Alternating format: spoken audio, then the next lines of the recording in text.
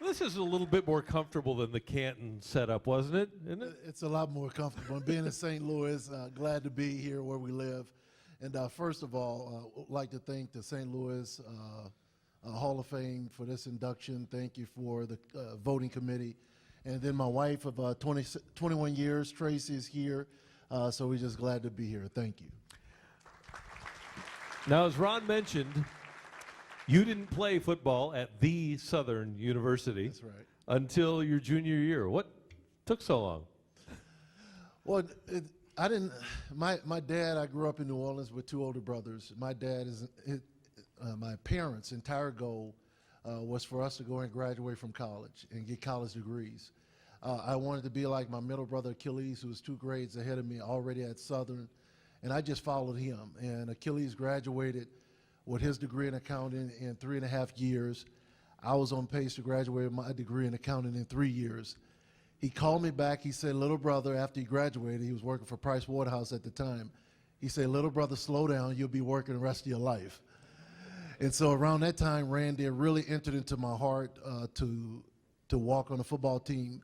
Went to the coach's office and asked the coach if I could walk on, and he let me walk on. And he became a third-round draft choice of the former St. Louis Cardinals. The Arizona Cardinals had a magnificent career in Arizona. And I remember Mike Martz on that draft day of 2001 telling us what he told you. Tell me about your first meeting with Mike Martz. Well, as soon as first of all, the Cardinals had, after 10 years with Arizona, loved it there, but they had put the franchise tag on me. My agent, Eugene Parker, and I, we weren't sure. No teams were interested, at least at that time. And we got a call, my wife and I, we traveled out here to come visit St. Louis. And as soon as we got off the airplane, Coach Mike Martz and the new defensive coordinator, Coach Lovie Smith, met us as soon as we got off the plane. And the first thing Coach Martz said to me, he says, you're going to do to our defense what Marshall Faulk did for our offense. So talking about big pressure as soon as you get off the plane. So I came here with St. Louis with great expectation, and playing in Lovie Smith's defense, it was what I always wanted, because I always wanted to play in Coach Tony Dungy's defense, and Lovie was implementing that defense. And we haven't seen it, obviously, for a long time, but what was it like the first time you stepped on a field with that group of players? Excellence. 10 years in Arizona, even playing against Troy Aikman and all of that. However, I remember my first practice, and we were in 7-on-7. And typically in the certain coverages, I was able to predict whether the quarterback was going to throw a shorter pass versus a longer pass behind me. And when we were going against the ones, and Kurt and Isaac Torrey, Azakim, and these guys were moving like jitterbugs all over the place. But it was at that time where I realized the unique attention to details with Coach Martz and with Kurt, because that was one of the first times I could not distinguish whether a ball was being thrown a short pass or a ball over my head. So it really helped me continue to develop my game. Now, all of these great Hall of Famers that played team sports are great leaders, and one of the things Aeneas Williams did right off the bat in practice, if you dropped an interception, if you made a mistake, it was push-ups, right? It was push-ups, and every fumble recovery, every interception, full speed to the end zone. So when people ask me, what was it like to intercept Brett Favre twice, Troy Aikman twice, and my rookie year, John Elway twice, I always tell them it was just like practice. And now I understand why, from the very beginning, and I'd never heard Aeneas use this phrase until his Hall of Fame induction speech, start with the end in mind, right? Begin with the end in mind. You're certainly right, Randy. It's because once I did walk on, it became very intentional once I identified the type of cornerback I wanted to be. And I wanted to be, for any of the young people listening, immediately I wanted to be a complete cornerback. I didn't want to be just a great cover guy like my good friend Deion Sanders, who doesn't want to tackle anybody. But Ronnie Lott, I identified at that time, Ronnie Lott, who was an aggressive cornerback, who was a hitter, and another guy that was a bump and run cornerback, Frank Benefield. And on the college campus, I had a shirt printed up with their name on the back, Mini Lott, because those are the type of players I wanted to be. Now, that game that Ron mentioned, the Green Bay game, the first playoff game that you played as a member of the Rams, what do you remember about that day? First of all, I just remember these crazy fans being so loud, man.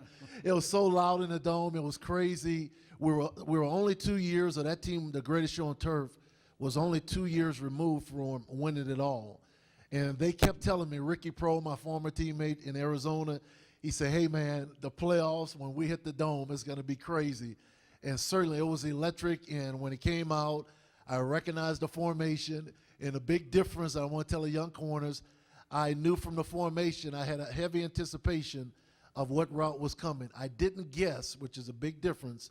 I anticipated, and Brett Favre threw it right to me, ran the end zone, and the place went crazy. And then the Rams win the next week against Philadelphia, and you get to go to your hometown of New Orleans to play in your first Super Bowl.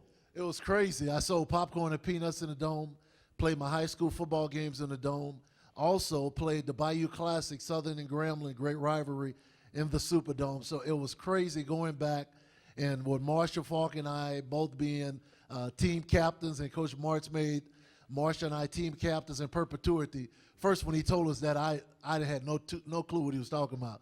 So I had to go look the word up first. And I told Marshall, I said, that's pretty good, man. That's forever. and by the way, I don't want to let this story pass. And Aeneas obviously is a man of great faith and of belief. Tell the story about when you're in America's biggest city on Super Bowl weekend, and you and Tracy are out, and who do you run into? I run into, this is the Sunday morning in New York this year. I found out I was getting inducted into the Hall of Fame Saturday evening. That next morning, I was walking early in the morning. I walk early at 5 o'clock in the morning in New York, and it was just as bright like it was daytime. And I went right around the corner. I said, hey, I'm going to go in this hotel and use the restroom. About 5:30 in the morning, who's pulling up? Marshall's pulling up, and he and I see each other, and immediately two Orleanians, the only two from New Orleans to be inducted into the Hall of Fame. We grabbed each other. We just start crying like grown babies on the cities of New York. That's amazing. And obviously, as Ron mentioned, the Spirit Church is growing every day, and this is something that you wanted to do for a long time. And we have been involved. My wife and I have been involved, my 4 children. You know, we started out pastoring our children, but then the entire time I was playing in Arizona, we were in Arizona, my wife and I. We were heavily involved in our teammates' lives, their wives, our significant others, and we're involved in our local churches. And really 2 years after leaving the game, about 2 or 3 years, really sensing our heart to start a church. So I started with this huge congregation in my basement in Ladue with my family. So the 6 of us had this, and my children gave me the biggest ovation of my first sermon. So it was great. And now he's offering sermons, and he talks to the Rams, and the Rams listen. We have Rams on the radio all the time. And he has talked to us, and he said, and that's got to be heartening to know that what you say is resonating with young people. No doubt. Coach Fisher's done a good job of getting a number of guys that love football, that are willing to listen. And when I get an opportunity to share, I always tell them, even at the rookie symposium, it's your turn. I don't want to play anymore. I left it on the field. So part of our goal as former players and even working with the Legends community with the NFL is to really encourage these guys to get it going and take advantage of this opportunity that each of them have. It's another Hall of Fame for the great Aeneas Williams. We welcome him into the St. Louis Sports Hall of Fame. Thank you.